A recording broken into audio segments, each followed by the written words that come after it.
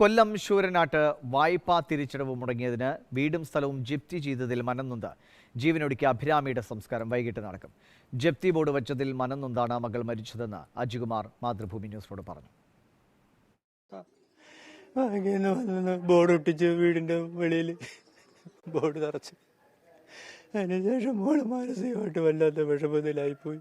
ഞങ്ങള് ബാങ്കിലും പോയി മൊബൈൽ എടുക്കാനായിട്ട് വന്ന ഓടി ബാങ്കിൽ തിരിച്ച് അന്നേരം ഇവിടെ ജനക്കൂട്ടം നിൽക്കുന്ന കണ്ട് എൻ്റെ അച്ഛൻ മരിച്ചെന്ന് വിചാരിച്ച് അച്ഛന് സുഖമല്ല കിടപ്പ നോക്കിയപ്പോൾ അച്ഛൻ ഇവിടെ ഉണ്ട്, അമ്മ ഇവിടെ ഉണ്ട്. പിന്നെ ആരാ മരിച്ച്, ആരെന്തോ പറ്റി, ആരും ഒന്നും പറയുന്നില്ല.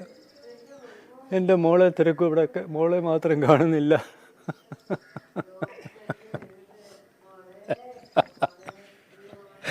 എൻ്റെ പൊന്നുമോളെ മാത്രം കാണുന്നില്ലേ, ബാക്കി എല്ലാവരും ഉണ്ട്. പഠനത്തിൽ മിടുക്കിയായിരുന്ന നാടിന്റെ പ്രിയപ്പെട്ടവളായിരുന്ന അഭിരാമിയുടെ മരണത്തിൽ ഒരു ഗ്രാമമാകെ വിതുമ്പുകയാണ്. വീടിന് മുന്നിൽ വെച്ച ജപ്തി ബോർഡാണ് അഭിരാമിയുടെ മനസ്സ് തകർത്തത്. നമുക്ക് ബോർഡ് ഇരിക്കുന്ന കണ്ട മോക്ക് വിഷമമായി. മോൾ എന്നോട് പറഞ്ഞു, പപ്പ അത് ഇളക്കിക്കള. എൻ്റെ മോക്ക് ഈ വീട് ഉണ്ടാക്കി തന്നിട്ടായിരുന്നു. അച്ഛൻ അജികുമാർ കേരള ബാങ്കിൽ നിന്ന് 10 ലക്ഷം രൂപ വായ്പ എടുത്തിരുന്നു. ഇതിന്റെ തിരിച്ചടവ് മുടങ്ങിയതോടെ ജപ്തി നടപടികൾ ആരംഭിച്ചു. വായ്പയുമായി യാതൊരു ബന്ധവുമില്ലാത്ത മുത്തച്ഛൻ ശശിധരൻ ആചാര്യയ്ക്ക് നോട്ടീസ് നൽകി ഒപ്പുപതിപ്പിച്ച ശേഷമാണ് ജപ്തി തുടങ്ങിയത്.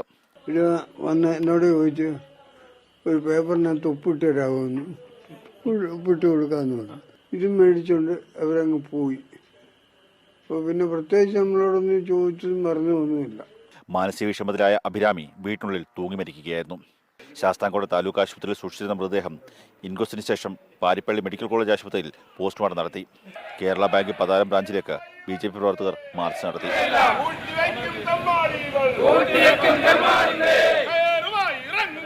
മാതൃഭൂമി ന്യൂസ്, കൊല്ലം.